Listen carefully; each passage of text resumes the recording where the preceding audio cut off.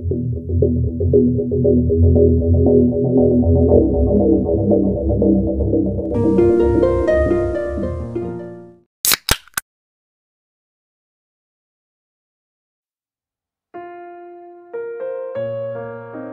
sahabat Weekly, sebuah gagasan mengatakan bahwa jika kita bekerja dengan keras dan tekun dalam waktu yang cukup lama, maka pada akhirnya keinginan kita akan tercapai. Kisah kali ini dapat menjadi bukti nyata tentang seorang pria yang berkat ketekunan dan kerja kerasnya dapat merubah hidupnya dari seorang gelandangan menjadi seorang miliuner.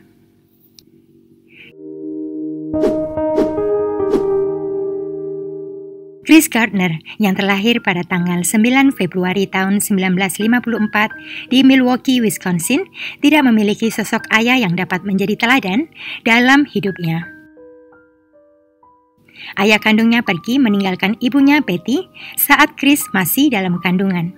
Sedangkan ayah tirinya adalah seorang pria yang sangat kasar.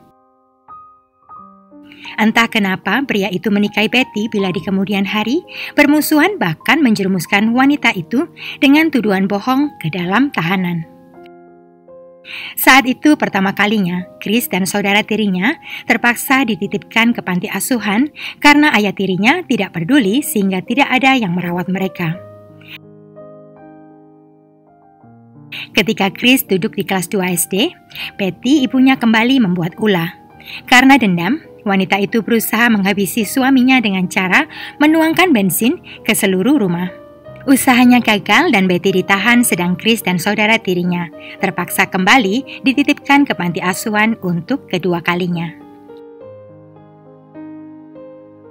Saat itu Chris berkenalan dengan Paman Henry dari keluarga ibunya. Pria pensiunan angkatan laut itu menjadi satu-satunya figur ayah bagi Chris. Chris terinspirasi dan mengagumi sosok Henry.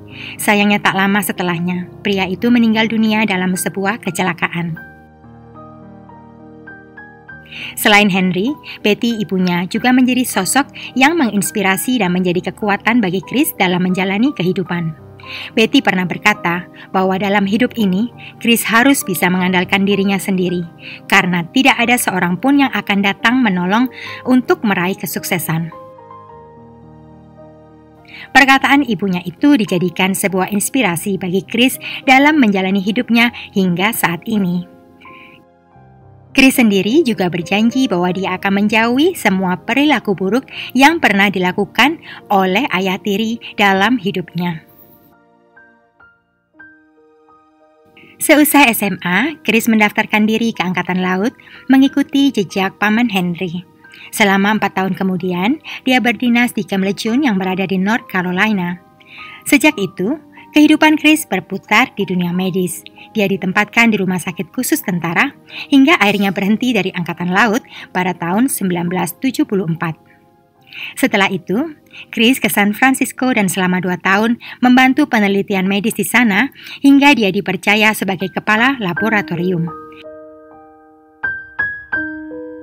Pada tahun 1976, Chris mulai dipercaya menulis sejumlah artikel medis untuk seorang profesor yang kemudian diterbitkan dalam forum kedokteran. Saat itu, Chris sempat bermimpi menjadi seorang dokter. Dia kemudian menikah dengan seorang pengajar matematika bernama Sherry Dixon pada tahun 1977. Setelah menikah, Chris mulai enggan meneruskan cita-citanya menjadi dokter. Namun ketika hal itu disampaikan kepada istrinya beberapa hari sebelum Chris genap berusia 26 tahun, Sherry justru kecewa. Rumah tangga Chris dan Sherry pun jadi renggang. Keretakan itu diperburuk ketika Chris berselingkuh dengan mahasiswi kedokteran gigi bernama Jackie Medina dan gadis itu mengandung hasil hubungannya dengan Chris. Saat mengetahui hal itu, Sherry pun berpisah dari Chris setelah keduanya menikah selama 3 tahun. Meski demikian, keduanya baru resmi bercerai 9 tahun kemudian, tepatnya pada tahun 1986. Putra Chris Gardner lahir pada tanggal 28 Januari tahun 1981. Setelah kelahiran putranya, Chris bertekad untuk menjadi sukses. Chris sempat bekerja sebagai asisten peneliti dengan gaji yang sangat kecil, sehingga tidak cukup menghidupi putra dan kekasihnya Jackie. 4 tahun kemudian, dia mengundurkan diri dan beralih profesi menjadi seorang salesman alat-alat medis dengan penghasilan 2 kali lipat dibanding sebagai asisten peneliti. Chris tidak puas, tetapi dia bertahan menjalani profesi itu hingga suatu hari saat mengunjungi San Francisco General Hospital untuk urusan pekerjaan, Chris melihat seorang pria mengendarai mobil mewah. Pria itu terlihat sangat sukses di mata Chris. Dia jadi penasaran dan kemudian mendekati pria itu untuk menanyakan apa profesinya. Pria yang bernama Bob Bridges menjawab, dia adalah seorang pialang saham. Bob sempat menjelaskan sedikit tentang dunia keuangan kepada Chris yang terlihat sangat antusias dan ingin tahu. Chris sudah membayangkan dirinya sukses seperti Bob. Hari itu dia nekat memutuskan banting setir dari dunia medis ke dunia keuangan yang sangat asing untuk menjadi seorang pialang seperti Bob. Melalui Bob, Chris dikenalkan dengan beberapa manajer dari perusahaan pialang besar yang memberikan pelatihan bagi para pialang pemula seperti Chris. Perjalanan Chris memasuki dunia pialang saham sangat berliku. Dia sempat ditahan polisi akibat tunggakan parkiran karena Chris saat itu sibuk menghadiri interview dengan para manajer untuk mengikuti pelatihan. Situasi semakin buruk, hubungannya dengan Jackie hancur berantakan. Dalam sebuah pertikaian, Jackie akhirnya membawa putra mereka pergi dari sana dan pindah menjauhi Chris. Tetapi semua itu tidak mematahkan semangatnya. Chris yakin suatu hari dia pasti sukses seperti Bob. Hingga dia diterima di Dean Witter Reynolds untuk mengikuti program pelatihan mereka. Selama mengikuti pelatihan, Chris tidak mendapat gaji, sehingga untuk bertahan hidup, dia masih terus berusaha menjual alat kesehatan yang sudah ketinggalan zaman. Chris berusaha keras menjadi yang terbaik selama mengikuti program pelatihan agar dia diangkat sebagai pegawai tetap. Segala usaha dilakukan, terkadang pria itu harus menginap di kantor.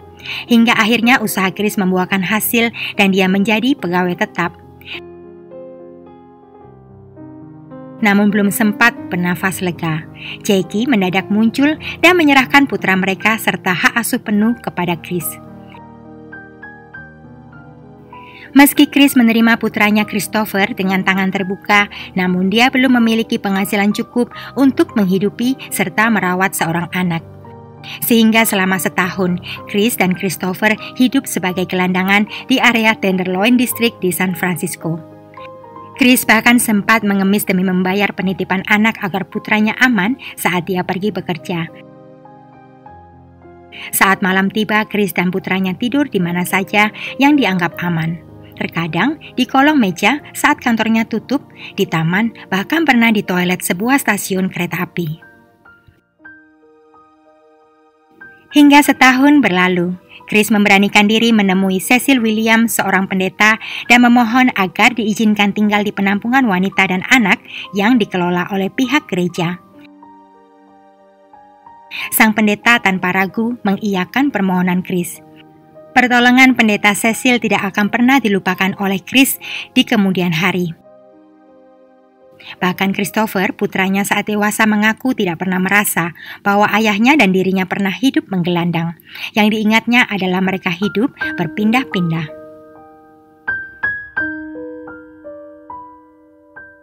Setelah beberapa tahun menjadi karyawan tetap di Dean Witter Reynolds, akhirnya Chris mampu menyewa sebuah apartemen untuk dirinya dan putranya.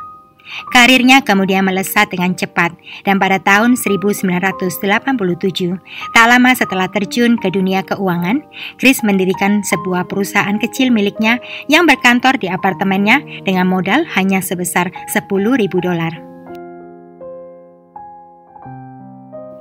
19 tahun kemudian, pada tahun 2006, perusahaan kecilnya dijual dengan nilai jutaan dolar. Setelah itu, Chris membuka perusahaan baru yang berkantor di New York dan San Francisco. Chris sudah berkeliling dunia sebagai seorang motivator dan mensponsori sejumlah badan amal untuk para tunawisma dan organisasi-organisasi yang menentang kekerasan terhadap perempuan.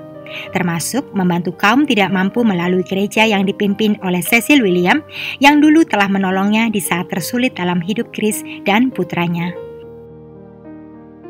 Pada kenyataannya, bahwa masa kanak-kanak yang penuh kesulitan yang telah dilalui Chris Gardner justru membuatnya tangguh dan bertekad bulat untuk sukses. Pesan ibunya menjadi inspirasi dan kekuatan bagi Chris untuk pantang menyerah dan menerima kenyataan bahwa dalam hidup dirinya sendiri harus mampu diandalkan. Pada tahun 2006, Hollywood mengangkat kisah hidup Chris Gardner menjadi sebuah film dengan judul Pursuit of Happiness. Film itu diperankan oleh Will Smith. Semoga kisah hari ini juga dapat menginspirasi kita semua, terutama di masa sulit seperti saat ini. Don't give up, believe in yourself, and I will see you all in the next case. Terima kasih.